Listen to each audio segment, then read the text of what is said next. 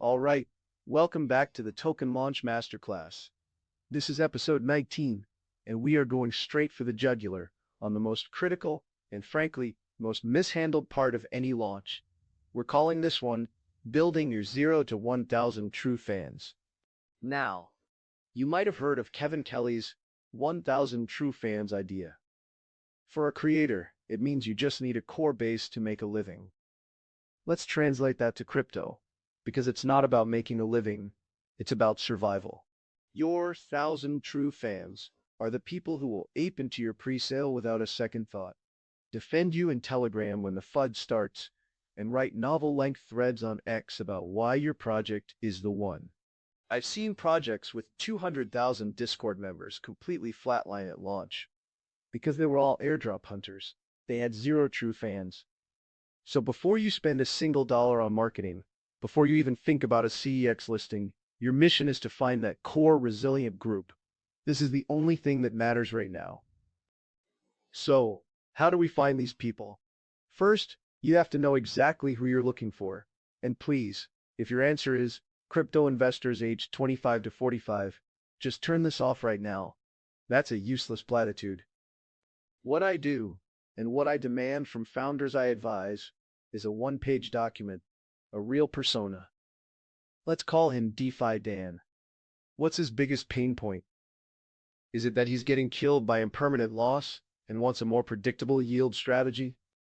Okay, that's a start. Where does Dan live online? He's not on Facebook. He's in the yield farming channel of the Bankless Discord. He's active on the /DGen Farcaster channel, and he religiously reads the Defiant newsletter. See how specific that is? Your true fan isn't just a holder, they're a co-builder. They'll find the flaw in your white paper and tell you, which is a gift. This persona document is your compass. Without it, you're just screaming into the void. Okay, so you've got your persona. Now for the cold start problem, the deafening silence when you have zero followers. Let's be blunt, you can't just tweet coming soon and expect a stampede. What I tell founders is to pick one of two paths. First, go live where your DeFi Dan lives. But if you drop a link to your project in that Bankless Discord, you'll be banned, and you'll deserve it. Instead, become a valuable member. I saw a founder of a new MEV solution spend a month in the Flashbots channel, just answering technical questions. He never mentioned his project. He just built a reputation as an expert. When he eventually shared what he was working on, it wasn't a shill.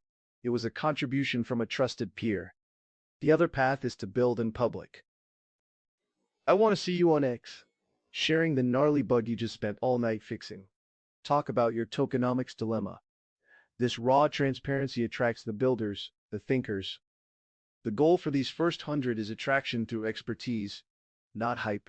Now, let's talk about something that makes every growth hacker twitch. Doing things that absolutely do not scale. Your goal here isn't efficiency, it's impact. To get those first 100 fans, you need to get your hands dirty. I remember a founder I was advising, a sharp engineer, but new to community building. The first 50 people who joined his Discord, he didn't just greet them with a bot.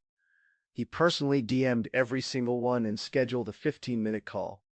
He asked them what they wanted, what they hated about other projects, and what he could build for them. Another tactic I love to see is sending a quick personalized video message to someone who leaves a thoughtful comment on your X thread. It takes 90 seconds, but the effect is massive. This isn't scalable, it's personal. You're signaling that they're not just a number on a dashboard. They're a founding member. This manual high-touch effort forges that initial core of diehards. It's the bedrock of everything that comes next. All right, you've got these initial champions, so where do they live? This is the inner sanctum question. People always ask, Discord or Telegram? Let's be blunt. Telegram is a fire hose. It's for broadcasting in chaos. What I always push for is a meticulously structured Discord. And I don't just mean having an announcements and general channel. What I like to see is channels like protocol critique, tokenomics debate, or feature requests. You're signaling that this is a place for contribution, not just for when moon gifts. This is their headquarters, and you reward those first members like royalty. Give them a unique founding contributor role that carries real weight. Drop them a POAP for joining the first community call. Give them a private channel with direct access to you and the dev team. This isn't just a chat room. You're making them feel like partners on the cap table. Now you have this core group, this inner sanctum. The next step is to turn them from passive members into your most potent marketing engine. This is the flywheel. Don't overcomplicate it with a formal ambassador program with applications and tiers. That's corporate nonsense. What I push for is a simple, permissionless framework. Create a channel in your Discord called #propaganda or #MediaKit. In there you drop everything they need. Your core value props boiled down to 3 bullet points, a folder of high-res logos and graphics, and clean tracking links. You've armed them. Now you have to aim them. Your job becomes spotting and amplifying. When a fan writes a great thread, you don't just retweet it. You quote tweet it and add context, treating them like a core strategist. What I've seen work incredibly well is dedicating a section of your newsletter to the community contribution of the week. You spotlight their work, and you create a powerful incentive loop. When they feel like insiders, they'll recruit other insiders for you, and it costs you nothing but respect. Now, let's talk about metrics, because this is where 99% of founders completely drop the ball. They proudly show me a Discord with 50,000 members, and I have to tell them that number is utterly meaningless. It's a vanity metric. I've seen servers with 6 figures that are complete ghost towns. What I care about isn't the size of the room, it's the energy in it. So what I look for is simple. First, the ratio of daily active users to total members. If you have 10,000 people but only 200 are active, you have an audience that forgot to unsubscribe, not a community. Second, who starts the conversations? If your community manager has to post GM every morning just to get a response, I want to see channels humming with debate and questions initiated by your fans. Finally, I track user-generated content. How many threads, memes, or articles did your community create on its own this week? That number tells you everything about their passion. Forget the total count. So let's bring it all home. The mission is simple, but it's not easy. First, you define your ideal fan with brutal specificity. Then, you find them by adding value where they already live.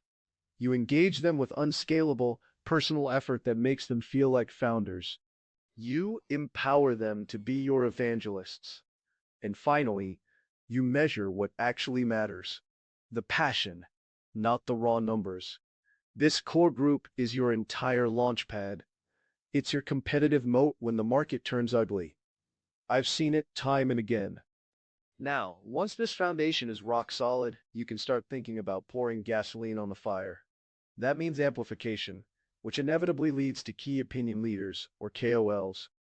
This is a minefield where most founders get absolutely burned. So, in the next episode, we're tackling the KOL dilemma, vetting influencers and structuring win-win deals. I'll walk you through how to spot the frauds and create partnerships that actually work. Thanks for listening. If you find this information useful, we would really appreciate it if you would like and subscribe this channel to help others find us. If there are subjects you would like covered, please add in the comments section, and we will include it in future episodes. Thanks for watching.